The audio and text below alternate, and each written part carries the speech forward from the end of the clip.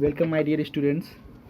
आज हम लोग बात करेंगे कल के एग्ज़ाम में जो क्लास 10 के एसएसटी सामाजिक विज्ञान का एग्ज़ाम होगा, उसमें जो वीवीआई क्वेश्चन है 200 ऑब्जेक्टिव है आप मेरे पास, उसमें से फर्स्ट सिटिंग सेकंड सिटिंग में 50-50% मिल जाएगा। चलिए हम लोग शुरू करते हैं।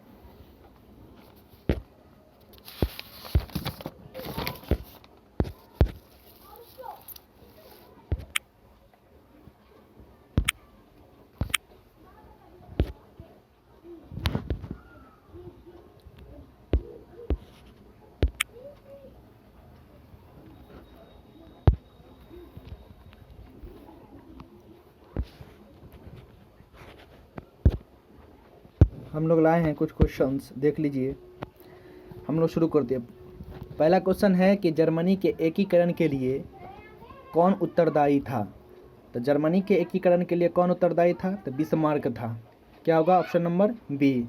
चलिए दूसरा क्वेश्चन देखते हैं। दूसरा क्वेश्चन है 1871 में कौन सी संधि हुई थी? तो 1871 में फ्रैंकफर्ट की संधि हुई थी। ऑप्शन नंबर क्या होगा? ए। चलिए आगे बढ़ते हैं। फिर क्वेश्चन नंबर तीसरा है कि भारतीय डाक विभाग की स्थापना कब हुई थी? भारत में डाक विभाग की स्थापना कब हुई थी? तो भारत में डाक विभाग की स्थापना 1854 में हुई थी। ऑप्शन नंबर बी करेक्ट हो जाएगा। चलिए क्वेश्चन नंबर चौथा चलते हैं। अर्थशास्त्र के किस क्षेत्र में हरित क्रांति संबंधित है? तो प्राथमिक होगा या द्वितीय होगा, तृतीय होगा, इनमें से कोई नहीं। तो अर्थशास्त्र के किस क्षेत्र में हरित क्रांति संबंधित है? तब वो प्राथमिक क्षेत्र में होगा। ऑपरेशन फ्लड क्या है? तो ऑपरेशन फ्लड का मतलब होता है डेयरी विकास। क्या होता है? डेयरी विकास। डॉक्टर राजेंद्र प्रसाद का जन्म कहाँ हुआ था? तो ये बच्चा जानता है। डॉक्टर राजेंद्र प्रसाद का जन्म कहाँ हुआ था? बिहार राज्य में हुआ था। कहाँ हुआ था? बिहार राज्य में। चलिए क्वेश्चन नंबर 7वां चलते हैं। भारतीय जनता पार्टी के प्रथम अध्यक्ष कौन थे? तो बाबू याद रखिएगा, भारतीय जनता पार्टी के प्रथम अध्यक्ष अटल बिहारी वाजपेयी था। क्या था? Atal Bihari Vajpayee. Option number D. अब कोई सवाल पूछ दे कि जनता पार्टी की स्थापना कब हुई? 1977 ईस्वी में। और भारतीय जनता पार्टी की स्थापना कब हुई थी? 1980 ईस्वी में। इसमें कन्फ्यूजन नहीं हो। जनता पार्टी रहे तो 1977 में टिक मारिएगा, और भारतीय जनता पार्टी रहे 1980 में टिक मारना है। अब क्वेश्चन नंबर 8 की ओर चलते हैं। भारत में राष्ट्रीय आपातकालीन किस वर्ष घोषणा हुई थी? भारत में राष्ट्रीय किस वर्ष घोषणा हुई थी भारत में? तो इसका ऑप्शन नंबर क्या हो जाएगा? ऑप्शन नंबर बी 1975 ईस्वी में। क्या हो जाएगा? 1975 ईस्वी में। आप लोग कमेंट करते रहिएगा।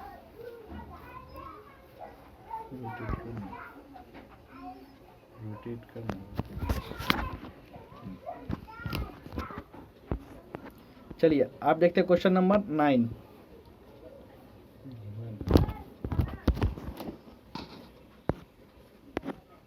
क्वेश्चन नंबर 9 की ओर चलते हैं हम लोग।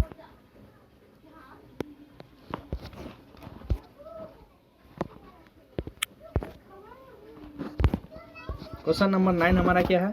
तो क्वेश्चन नंबर 9 देखिए, थोड़ा सा दिक्कत है लेकिन क्या कीजिएगा, फटी हुई ढोल खरीदे बजाना तो पड़ेगा। देखिए क्वेश्चन नंबर 9 है, बोकारो इस्पात संयंत्र किस देश के संयोग से खोला गया था? बोकारो में जो इस्पात संयंत्र जो खोला गया था, किस देश से खोला गया था? तो याद रखिएगा बाबू, रूस से। क्या होगा? Option number C. उसके बाद क्वेश्चन नंबर 10वां है, भारत में राष्ट्रीय आय की गणना कौन करता है? तो भारत में राष्ट्रीय आय की गणना कौन करता है? केंद्रीय सांख्यिकी संगठन यानी CSO करता है। Option number A. अगला चलिए क्वेश्चन नंबर अगला देखेंगे। ककोलत जलप्रपात बिहार के किस जिले में स्थित है? ककोलत जलप्रपात बिहार के नवादा जिले में स्थित है। क्या होगा? Option number B. कौन से जिले में स्थित है? नवादा में। क्वेश्चन नंबर 12 देखिए, किस देश की सीमा बिहार से जुड़ी है? तब बाबू सब जानता है, नेपाल और बिहार सटा हुआ है, तब नेपाल की सीमा बिहार से जुड़ी हुई है। किस देश की सीमा जुड़ी हुई है बिहार से? नेपाल। याद रखना। अगला नंबर क्वेश्चन नंबर आगे 13 देखते हैं।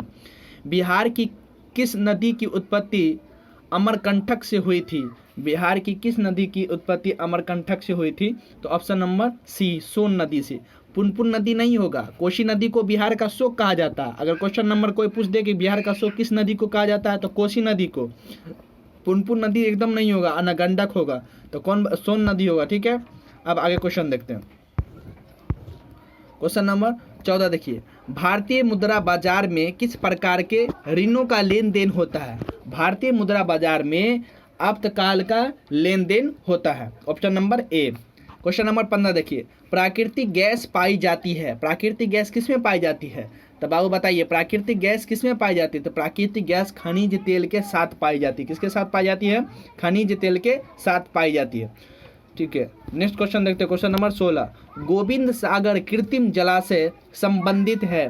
गोविंद सागर कृत्रिम जलाशय किससे संबंधित है? भाखड़ा नगर बांध से। किससे संबंधित है? भाखड़ा नगर बांध से। हीराकुंड पे नहीं लिख दीजिएगा, हीराकुंड में कोई मार सकता है, हीराकुंड पे नहीं टिक मारना है, याद रखना है।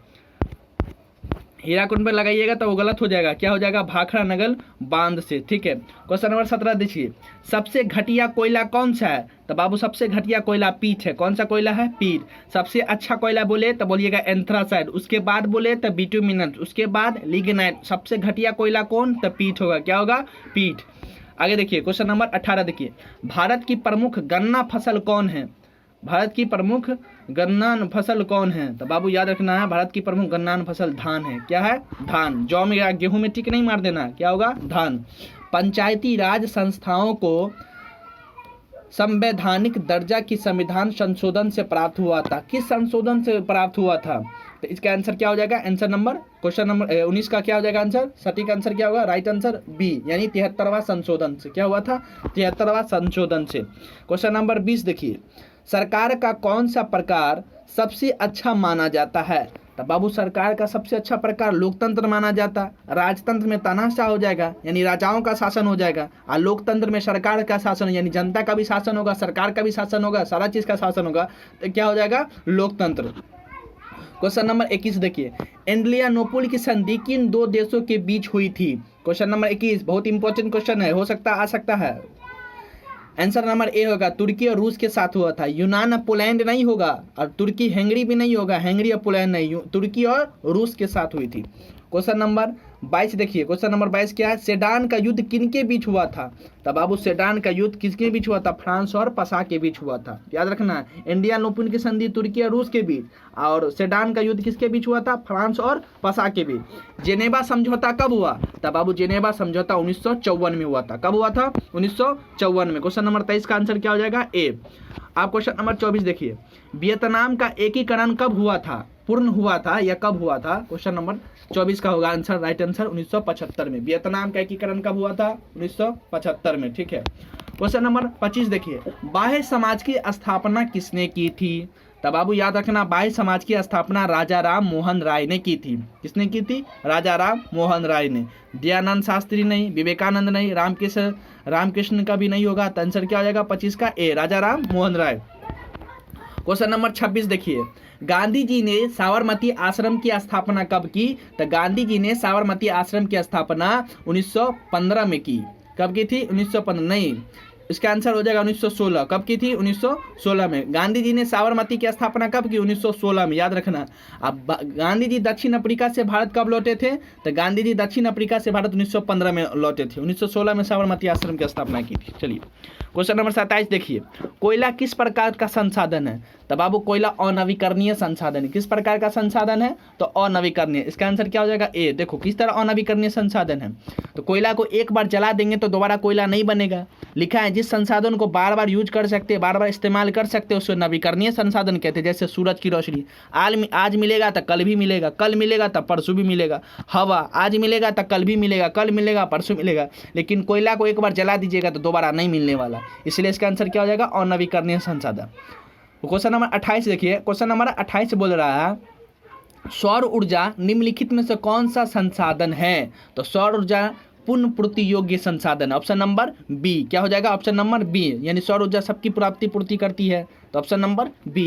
क्वेश्चन नंबर 29 देखिए, आर्थिक संरचना का एक मुख्य अंग क्या है? तो आर्थिक संरचना का एक मुख्य क्या है? यातायात एवं संचार। यातायात एवं संचार होता है। ठीक है, आप लोग कमेंट करते रहिए, कमेंट करके आंसर मेरे से पहले दिया, ताकि आपको पता चल सके आपकी तैयारी कैसी हुई है। चलिए, कमेंट करते रहिएगा, कमेंट करने से आपका पता चल जाएगा कि आपकी तैयारी क्या हुई है। चलिए आगे क्वेश्चन नंबर 30 देखिए, आर्थिक क्रियाओं का उद्देश्य होता है। आर्थिक क्रिया का उद्देश्य क्या होता है बाबू? आर्थिक क्रिया का उद्देश्य क्या होता है? जीविकोपार्जन जीविकोपार्जन। क्या होता है? जीविकोपार्जन होता है। Option number A. मनोरंजन में टिक नहीं मारना है, या ए बी में, आंसर नंबर ए हो जाएगा। तो इसका राइट आंसर क्या होगा? ए। और क्वेश्चन नंबर 31 देखना। क्वेश्चन नंबर 31 क्या है? सिगरेट का कारखाना कहाँ है? तो बाबू सिगरेट का कारखाना मुंगेर में है। सिगरेट का कारखाना कहाँ है? मुंगेर में है। पटना में नहीं है, शाहपुर में नहीं है, गया में नहीं है, तो क्या होगा? मुंगेर में। कमेंट करते रहना आप लोग को। अगला क्वेश्चन देखिए, रेल वर्कशॉप कहाँ स्थित है? तो बाबू रेल वर्कशॉप कहाँ स्थित है? तो जमालपुर में। कहाँ स्थित है? जमालपुर में। भागलपुर नहीं होगा, पटना नहीं होगा, मुंगेर नहीं होगा। मुंगेर वाले, मुंगेर नहीं हो सकता, जमालपुर होगा। क्वेश्चन नंबर 33 देखिए, क्या है क्वेश्चन नंबर 33? हम लोग देखते हैं, चलिए कमेंट करते रहिए आप लोग।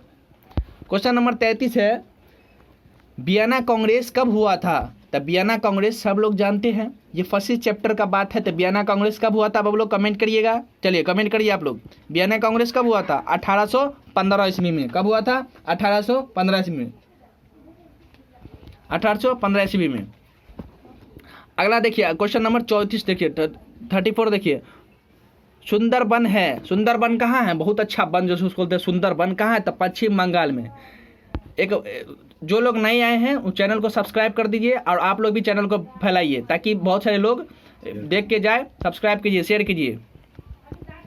क्वेश्चन नंबर 35 देखना है। क्वेश्चन नंबर 35 क्या है? काली मिट्टी उपयुक्त है किसके लिए? कपास के लिए, लीची के लिए, गेहूं के लिए, बाजरा के लिए। तो काली मिट्टी सबसे ज़्यादा किसके लिए उपयोगी है? तो कपास के लिए। किसके लिए होता है बाबू? कपास के लिए। ठीक है। क्वेश्चन नंबर 36 देखिए, कृषि कार्य में महिलाओं की भागीदारी कितनी है? तो बाबू कृषि कार्य में महिलाओं की भागीदारी 40% है। ये अभी 40% है, आप कर दिया है 40%। ये बहुत मॉडर्न जमाना का क्वेश्चन है, 40% है। क्वेश्चन नंबर 37 देखना, पटना नगर निगम के प्रधान को क्या कहा जाता है? पटना नगर निगम के प्रधान को क्या कहा जाता है? तो महापौर कहा जाता है। क्या कहा जाता है? महापौर कहा जाता है। आप लोग सब्सक्राइब नहीं कर रहे हैं, सब्सक्राइब कीजिए। आप लोग के बड़ा मेहनत से वीडियो बना रहे हैं बाबू, सब्सक्राइब कीजिए और ज़्यादा से ज़्यादा शेयर कीजिए, अंत तक बने रहिए। क्वेश्चन बाबू याद देखो, निम्नलिखित में से कौन बीमारू राज्य है? क्वेश्चन नंबर 38 यानी 38 का क्वेश्चन देखिए, निम्नलिखित में से कौन बीमारू राज्य है? कर्नाटक, छत्तीसगढ़, आंध्र प्रदेश, बिहार। क्या हो जाएगा answer? Bihar. Option number D. 38 का क्या हो जाएगा? डी। याद रखना, इसको ट्रिक से याद कीजिए। बीमारू लिखा हुआ ब्रैकेट में देखिए, BIMARU बीमारू लिखा हुआ है। BI से होता है बिहार, MA से होता है मध्य प्रदेश, R से होता है राजस्थान, U से होता है उड़ीसा।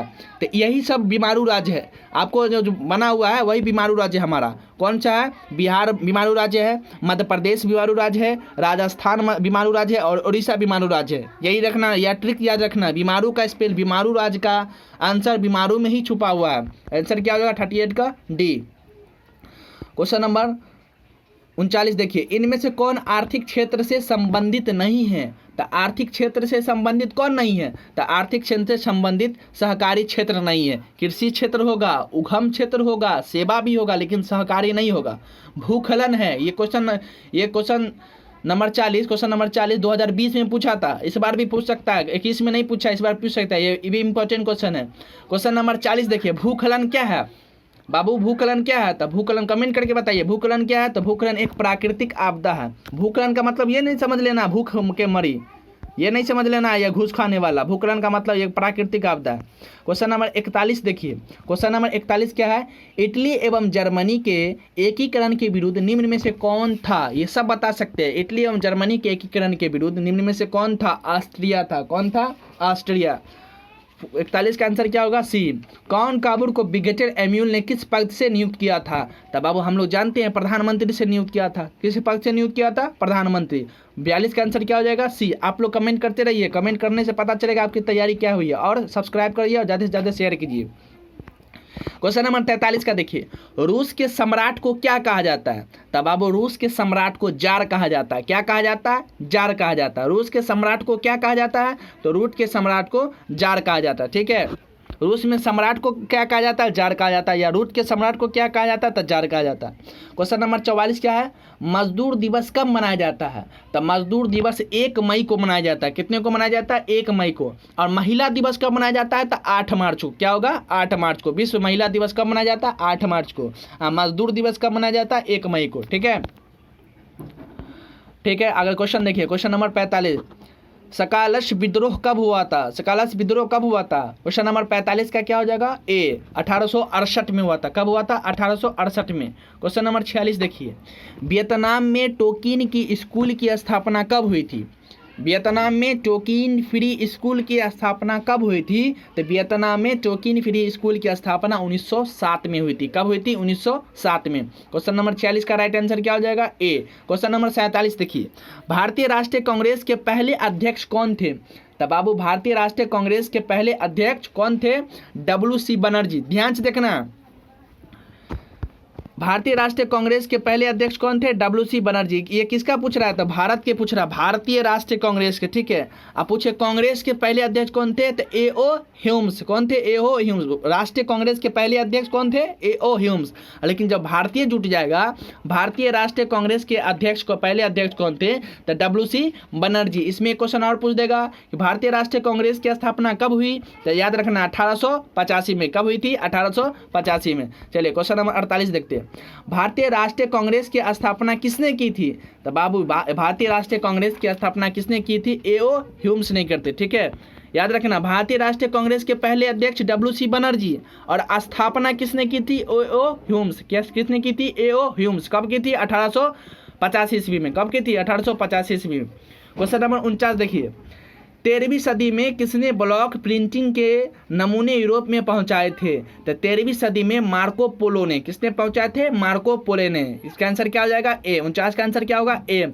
याद रखना, मार्को पोलो किसकी खोज की थी? तो चीन की खोज की थी। अगर क्वेश्चन आ जाए तो बना जाए, हो सकता है क्वेश्चन नहीं आएगा, किसने किसकी खोज की थी। क्लास 9th का क्वेश्चन है। क्वेश्चन नंबर 50 देखिए, गुटेनबर्ग का जन्म कहाँ हुआ था? तो गुटेनबर्ग का जन्म जर्मनी में हुआ था। कहाँ हुआ था? जर्मनी में। आप लोग कमेंट करते रहिए, शेयर कीजिए, सब्सक्राइब बढ़ाइए, सब्सक्राइबर खूब बढ़ाना। लंबा भुकवा सवाल है, छोड़ना नहीं है। चलिए आगे बढ़िए। पेट्रोलियम किस प्रकार का संसाधन है? तो बाबू पेट्रोलियम भी अनवीकरणीय संसाधन है। कैसे अनवीकरणीय संसाधन है? याद रखिए, पेट्रोल पंप पे चले जाइएगा, 5 लीटर पेट्रोल ले लीजिएगा, फिर वो बचा रहेगा, जिंदगी भर चलेगा। ठीक है, जिंदगी भर चलेगा ना, जिंदगी भर नहीं चलेगा। वो 10-50 किलोमीटर 100 किलोमीटर जाइएगा तो वो खत्म हो जाएगा। इसलिए वो अनवीकरणीय संसाधन। नवीकरणीय संसाधन किसे कहते हैं? जिस संसाधन को हम बार बार उपयोग कर सकते हैं उसे नवीकरणीय कहते हैं, और जिस संसाधन को बार बार उपयोग नहीं कर सकते उसे अनवीकरणीय संसाधन कहते हैं। 51 का आंसर क्या हो जाएगा? ए। अगला देखिए 52 क्वेश्चन नंबर 52, निम्न में से कौन सी मिट्टी सर्वाधिक उपजाऊ है? कौन सी मिट्टी सर्वाधिक उपजाऊ है? तो जलोढ़ मिट्टी सबसे ज्यादा उपजाऊ है। क्या है? जलोढ़ मिट्टी सबसे ज्यादा उपजाऊ है। क्वेश्चन नंबर 52 का आंसर क्या हो जाएगा? डी। क्वेश्चन नंबर 33 देखिए, 53 देखिए, निम्न में से कौन सी रबी फसल है? तो बाबू याद रखना, रबी फसल कौन है? रबी फसल चना। रबी फसल कौन है? तो चना। चावल पूछे तो चावल हाथ में लीजिए तो खड़खड़ाएगा, इसलिए खरीफ फसल हो गया। कपास भी खड़खड़ाता है, खरीफ फसल हो गया, लेकिन चना नहीं खड़खड़ाता है, इसलिए क्या हो गया? रबी फसल हो गया। ठीक है, आप देखना क्वेश्चन नंबर 54 देखिए। क्वेश्चन नंबर 54 क्या है? क्वेश्चन नंबर 54 देखना, किस फसल को उजला सोना कहा जाता है? कमेंट करके बताइए, किस फसल को उजला सोना कहा जाता है? जल्दी जल्दी बोलिए, जल्दी। किस फसल को उजला सोना कहा जाता है? तो क्वेश्चन नंबर 54 का आंसर क्या हो जाएगा? बी। कपास को कहा जाता है। किसको कहा जाता है? कपास को। 55 देखिए, फटका विशेष आर्थिक कहाँ स्थित है? फटका विशेष आर्थिक कहाँ स्थित है? तो 55 का राइट आंसर क्या होगा? पश्चिम बंगाल में। और पूछे जूट कहाँ पाया जाता है? तो पश्चिम बंगाल में। क्या रखना है? पश्चिम बंगाल में। ठीक है, क्वेश्चन नंबर 56 देखिए, पारादीप पतन किस राज्य में स्थित है? पारादीप पतन उड़ीसा में स्थित है। कहाँ स्थित है? तो उड़ीसा में। ठीक है, क्वेश्चन नंबर 56 का आंसर क्या होगा? ए। 57 देखिए, क्वेश्चन नंबर 57 क्या है? क्वेश्चन नंबर 57 बोल रहा है, इंदौर पतन किस राज्य में स्थित है? तो इंदौर पतन तमिलनाडु में। कहाँ है? तमिलनाडु में। कहाँ स्थित है? तो तमिलनाडु में। इसका राइट आंसर क्या हो जाएगा? सी। कमेंट करते रहिएगा, शेयर कीजिए जल्द से जल्द, और सब्सक्राइबर बढ़ाइए, खूब सब्सक्राइबर बढ़ाइए। क्वेश्चन नंबर 58 देखिए, भारत को कुल कितने डाक क्षेत्रों में बांटा गया है? तो भारत को कुल 8 डाक क्षेत्रों में बांटा गया है। 8 डाक क्षेत्र की चर्चा अब अगर नेक्स्ट वीडियो में करेंगे, थोड़ा लंबा चला जाएगा, हमारे पास टाइम कम है, इसलिए जल्दी जल्दी आगे बढ़ते हैं। क्वेश्चन नंबर 59 का देखिए, क्वेश्चन नंबर 59 क्या है? अस्त्ररंजन विधि के अंतर्गत मानचित्रों में नीले रंग से किस भाग को दिखाया जाता है? तो किस भाग को दिखाया जाता है? तो भाग किसको? जल से, जल को दिखाया जाता है। किसको? नीला रंग कौन लगता है? देखिए समुद्र में जाइएगा तो नीला रंग नजर आएगा, नीला रंग जल। ठीक है, क्वेश्चन नंबर 60 है, देखिए मानचित्र में मैदान को किस रंग से दिखाया जाता है? तो बाबू सब जानता है, मैदान हरा हरा होता है, घास हरा होता है, इसलिए मानचित्र में मैदान को हरा रंग से दिखाया जाता है। 61 देखिए, भारत में औरतों के लिए आरक्षण की व्यवस्था किस संस्था में होती है? लोकसभा, विधानसभा, मंत्रिमंडल, नहीं, पंचायती राज व्यवस्था। 61 का आंसर क्या हो जाएगा? डी। आप लोग कमेंट करते रहिए। क्वेश्चन नंबर 62 देखिए, क्वेश्चन नंबर 62 क्या? सांप्रदायिकता राजनीतिक के अर्थ में संबंधित निम्नलिखित कथनों पर गौर करे। सांप्रदायिकता राजनीति किस आधार पर आधारित है? तो सांप्रदायिकता में क्या होता है? एक धर्म, क्या होता है? एक धर्म के लोग अपने धर्म को अच्छा समझता है और दूसरे धर्म को खराब समझता है। तो क्या आंसर क्या हो जाएगा? एक धर्म दूसरे धर्म के श्रेष्ठ। समझे? 62 का आंसर क्या हो जाएगा? ए। क्या हो जाएगा? ए। क्वेश्चन नंबर 63 देखिए, सत्ता में भागीदारी की आवश्यकता कहाँ पड़ती है? सत्ता में भागीदारी की आवश्यकता कहाँ पड़ती है? तो क्षेत्र, भाषा और जाति के आधार पर बटे समाज में। कहाँ पड़ती है? क्षेत्र, भाषा और जाति के आधार पर बटे समाज में। 63 का आंसर क्या हो जाएगा? ए। संघीय व्यवस्था में सरकार होती है। संघीय व्यवस्था में सरकार कैसी होती है? बहुदलीय होती है। ठीक है, बहुदलीय होती है। ठीक है। क्वेश्चन नंबर 65 देखिए, सूचना के अधिकार संबंधित कब कानून बनाया गया था? सूचना का अधिकार कानून कब बना था? सूचना का अधिकार कानून 2005 में इसमें बना था, 2006 में नहीं बना था बाबू। 2006 में कितने का आंसर आएगा? 2006 गलत है, 2005 में बना था। कहाँ से बना था? तो राजस्थान से। कहाँ से? राजस्थान से। याद रखना है, कमेंट करते रहिए। क्वेश्चन नंबर 66 देखना, नेपाल में शतदलीय गठबंधन का मुख्य उद्देश्य क्या है? तो बाबू नेपाल में क्या है? तो लोकतंत्र की स्थापना करना। नेपाल भी चाहता है कि हमारे देश में लोकतंत्र की स्थापना हो। क्वेश्चन नंबर 67 देखिए, इनमें से कौन सा कथन लोकतांत्रिक व्यवस्थाओं के अनुरूप नहीं है? इसका आंसर क्या हो जाएगा? इसका आंसर हो जाएगा डी, बहुसंख्यकों का साधन शासन। क्या हो जाएगा? सॉरी, क्या होगा? शासन, बहुसंख्यकों का शासन। 68 देखिए, लोकतांत्रिक व्यवस्थाओं ने निम्नलिखित किन मुद्दों पर सफल बनाई थी? निम्नांकित लिखाएगा या निम्नलिखित बात बराबर मुद्दों पर सफल पाई गई थी। किस पर होगा? तो आंसर नंबर 68 का क्या होगा? आंसर सी, बहुमत समूह और अपमत समूह के साथ एक व्यवहार करता है। ठीक है। क्वेश्चन नंबर 69 का देखिए, भारतीय लोकतंत्र के कितने अंग है? भारतीय लोकतंत्र के कितने अंग है? तो बाबू याद रखना, भारतीय लोकतंत्र के 3 अंग है। कितने अंग है? 3 अंग है। भारतीय लोकतंत्र के कितने अंग है? भारतीय लोकतंत्र के 3 अंग है। क्वेश्चन नंबर 70 देखिए, भारत में वित्तीय वर्ष कहा जाता है? तो भारत में वित्तीय वर्ष कहा जाता है 1 अप्रैल से 31 मार्च तक। कहा जाता है 1 अप्रैल से 31 मार्च तक। ठीक है। क्वेश्चन नंबर 71 देखिए, भारत में किस राज्य का प्रति व्यक्ति आय सर्वाधिक है? भारत में किस राज्य का प्रति व्यक्ति आय सर्वाधिक है? तो आंसर क्या हो जाएगा? डी, गोवा का प्रति व्यक्ति आय सर्वाधिक है। याद रखना। वैश्वीकरण का अर्थ क्या होता है? तो वैश्वीकरण का अर्थ होता है ऑप्शन नंबर बी, व्यापार पूंजी। यही ऑप्शन नंबर बी हो जाएगा। 72 का क्या होगा? बी।